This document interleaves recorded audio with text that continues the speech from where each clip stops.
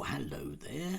Yes, well, sorry to put you through a very long video earlier, but never mind that now. Let's have a short one, just talking quickly about Eurovision overnight, which I must admit, in between patterns of sleeplessness, did get me smiling, because all of the usual suspects were out. I was thinking that it would have been interesting if we'd had Eurovision in 1938, because obviously the USSR would have been banned from the competition, but not Spain or Germany, and that nice Mr. Mosley would have encouraged everyone to vote for the German and the Spanish entries, because, you know, they stand together with us defending Western civilization.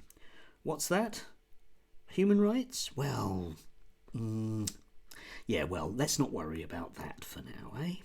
Anyway, so we had some of the tweets that came out. It was just brilliant. Elon Levy, Ukraine gave Israel 0 and the Irish witch 10, ? What happened to being on the front lines of Western civilization together? Indeed, imagine a very warlike nation that's actually embroiled in a conflict finding you distasteful as Israel. Is Ukraine, it's official, Ukraine are now Hamas, presumably, yeah.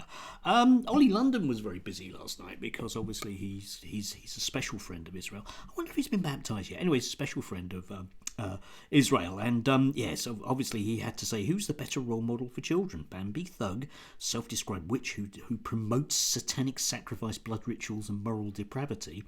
Don't forget that Ollie's due to be baptised into a religion that does very much the same sort of thing, but let's not worry about that. Or Eden Golan, an angelic woman with the voice of an angel who promotes God. Yeah, but not the same one as you, eh, Ollie? But let's not worry about that, eh? Because after all, you've got to get those slots on Newsmax, haven't you? Hypocrisy? No, of course not. I mean, look at Lawrence Fox, a man well known for his very staunch views about everything. This is the first Eurovision I care about at all. Of course, because, you know, it's all about defending sensible centrist policies, isn't it? I hope the whole thing's a massive to the anti-Semitic terrorists supporting communists and the Israel storm home. Well, 18 hours ago, you were wrong then, mate. A bit like all those other elections you've lost a deposit in. Eh? Yes. Anti-Semitic terrorists supporting communists. That's Ukraine, I think.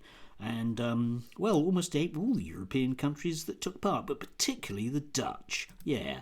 Darren, good old Darren, giving the game away because...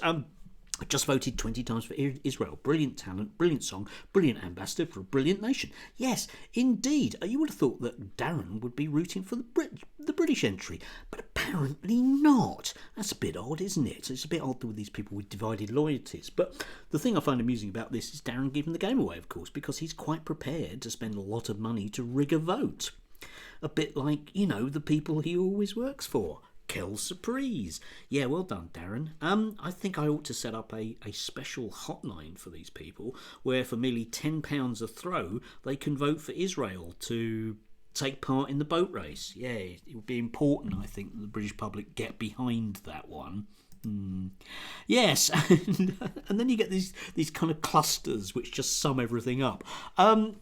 John James, I don't know, revolting that the Wokerati have what the Wokerati have put Eden through. All the more reason for her to be crowned the winner of Eurovision Song Contest 2024. Yeah, and he's reposting Dan Wootton, a very, very, very morally righteous man.